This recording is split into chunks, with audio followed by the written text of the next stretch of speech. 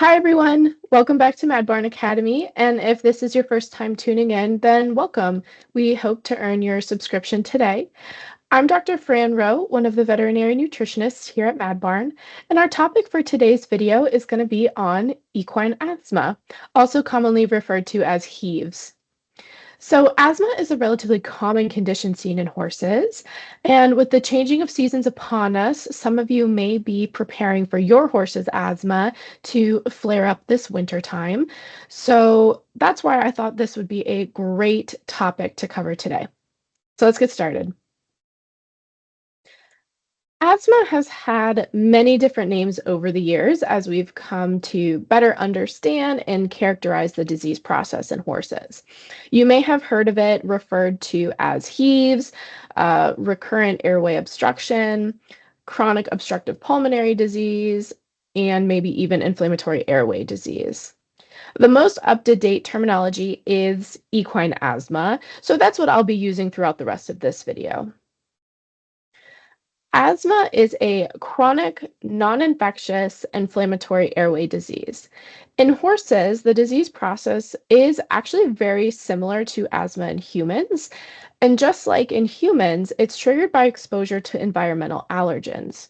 When these allergens are inhaled down into the lungs, the immune system really kind of overreacts in response to those allergens, and that results in inflammation, narrowing of the small airways, which is also called bronchoconstriction, smooth muscle contraction, also called bronchospasm, and mucus accumulation.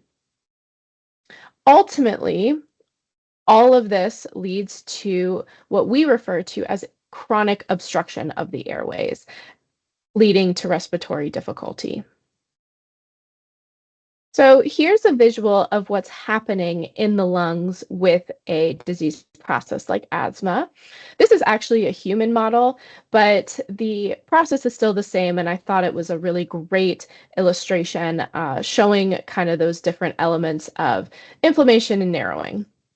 So if we look at the left hand side of the diagram, that is our normal airway. We can see all that smooth muscle around the airways is nice and relaxed, allowing the airways to be nice and open and dilated. There's no evidence of inflammation, there's no mucus. In the asthmatic airway, we start to see those different elements that come with the overreactive immune system in response to those allergens. So we get that bronchospasm or tightening of the smooth muscles around the airways. We get inflammation inside of the airways. We get bronchoconstriction due to that narrowing and because of that bronchospasm, so the airways really close down, and then we'll get mucus accumulation as well. So I think all of us as, kids at some point, did the little demonstration of breathing through a regular sized straw and then breathing through a coffee straw. You can kind of imagine that's what it's going to be like between these different states in the lungs, where that asthmatic airway is really hard to get air flow through because everything is so tight and narrow and obstructed. So asthma most commonly develops during mid-age, between kind of 9 and 12 years old, although it can certainly develop earlier or later in life. While all breeds of horses can be affected, we are now understanding that there is a genetic component to developing the disease. Foals born to one or both parents with asthma are more likely to develop asthma themselves at some point in their life. So for a majority of horses, their clinical signs of asthma tend to occur seasonally. And as a result, we've kind of come to recognize two forms of this disease based on season. There's barn-associated asthma, which occurs most frequently in winter and spring, and pasture-associated asthma, which occurs in summer and fall.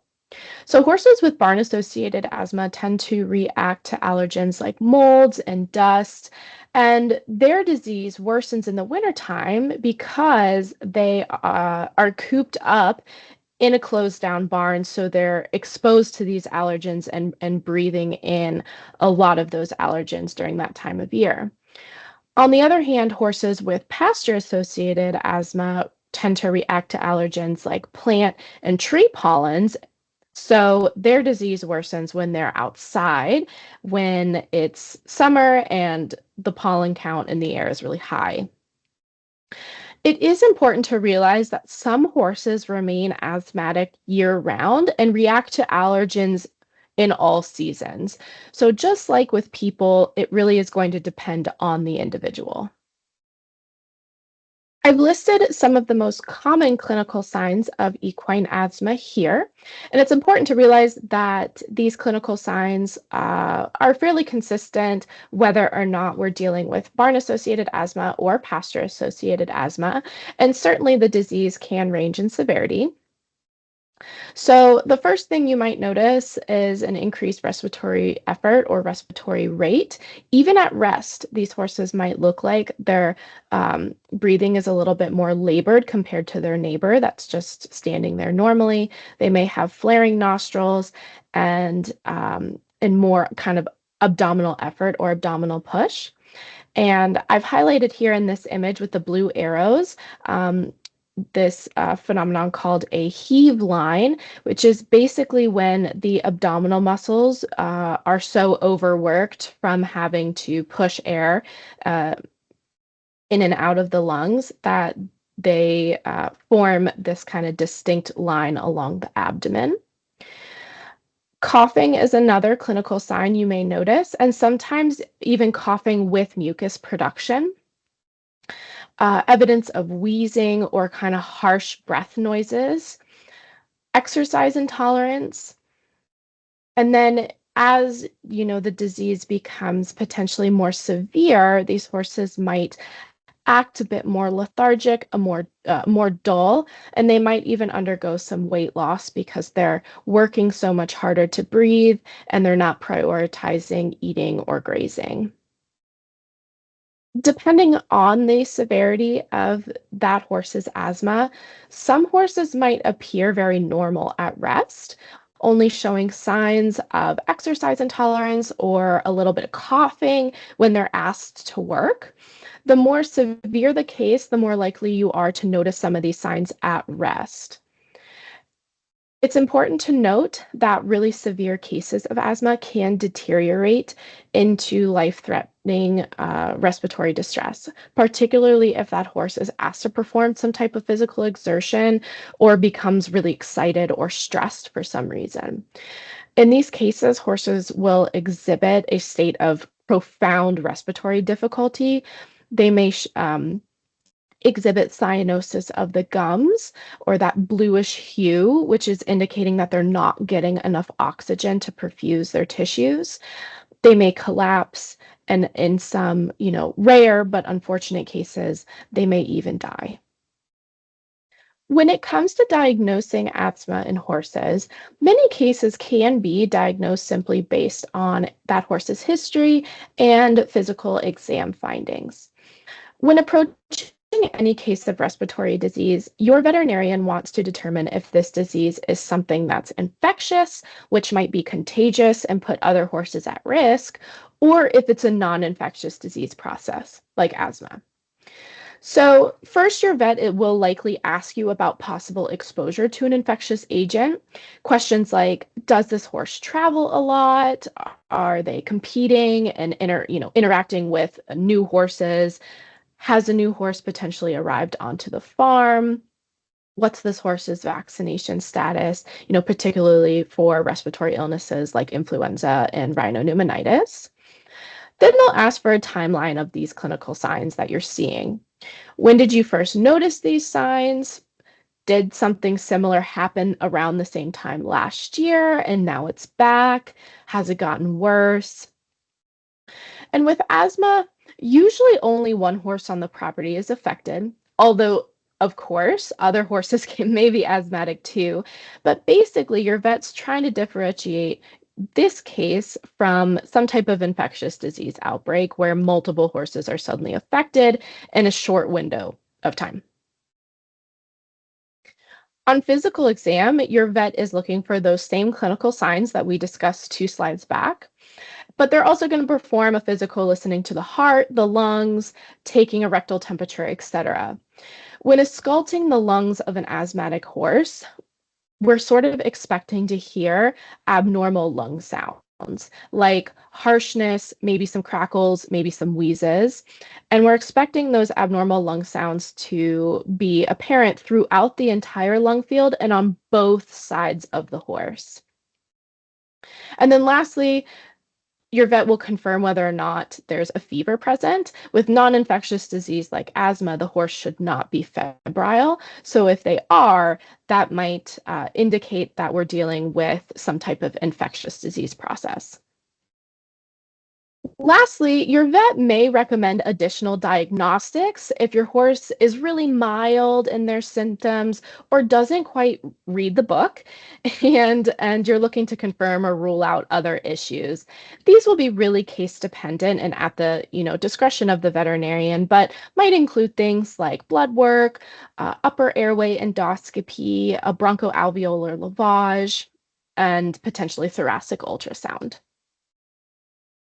So, unfortunately, asthma is not a curable disease, but it is a manageable one.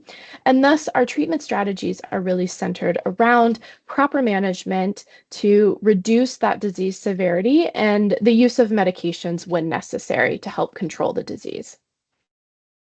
So, environmental modification is the number one most important management factor for horses with asthma. We have to reduce that horse's exposure to those offending allergens in order to be successful in our control of disease. In the coming slides, we'll talk about what some of those environmental changes look like. So stay tuned. Dietary support is also an important facet of management, as this provides the body with the building blocks it needs to support a normal immune response and support lung health. Then last on our list is medication. And there are a few different meds that can be prescribed to help improve respiratory function in asthmatic horses. It's important to remember, however, that while medications seem like a convenient and quick fix, they will be less effective unless they are paired with our other management strategies. So, medications are certainly necessary to help achieve control in some horses at certain times of year, but the goal should be to use them when they're needed and not use them as a substitute for that environmental modification. So let's go into more detail about what our management strategies for asthmatic horses look like. We'll start with the most important, which is environmental modification. I've broken these recommendations down kind of into four main categories.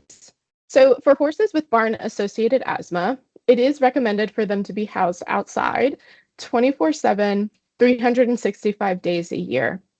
Now, of course, if there's severe inclement weather and the horses need to come in and be stalled to wait out that ice storm or whatever it may be, just do your best to minimize the amount of time spent inside and focus on making that barn environment more suitable. But also realize that an asthmatic horse might have a flare up of symptoms if they're kept in for an extended period of time. Conversely, horses with pasture-associated asthma should minimize time spent on that summer pasture when their allergen load is highest. This might mean increasing their time stalled during this time of year or utilizing a dry lot during the allergy season. Regardless, when horses are kept indoors, it's still really important to attempt to make the barn as suitable as possible to minimize allergen exposure and dust. So, a couple recommendations to think about include maximizing ventilation in the barn or around that horse's stall. So, keeping barn doors and windows open even when it's cold outside, and potentially moving that horse to a better ventilated stall near the barn door or something like that. Whenever you're doing chores in the barn, remove that asthmatic horse so they're not breathing in the dust and debris that's being stirred up during cleaning. And then don't bring them back in until that air has settled. And it is best to bed these horses on low allergen beddings like paper or cardboard, which means really avoiding straw and dusty shavings. Lastly, whenever possible, avoid stalling that horse below a hayloft, and certainly remove the horse from the barn whenever bales are being moved around upstairs in the loft, or they're being dropped down into the aisle for feeding. When it comes to feeding hay, it is best to avoid round bales, which tend to be kind of more contaminated with higher concentrations of allergens like endotoxin, molds, and organic dust.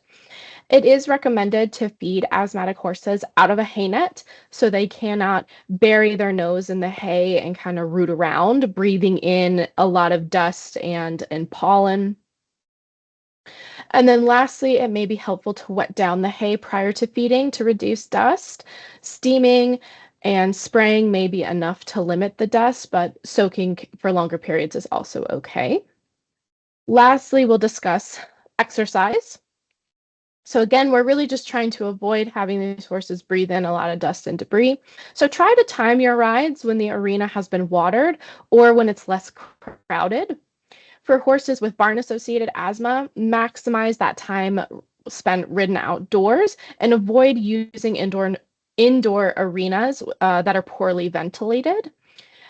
For horses with pasture-associated asthma, it may be necessary to minimize exercise outside during allergy season, especially if you're riding near or on pasture.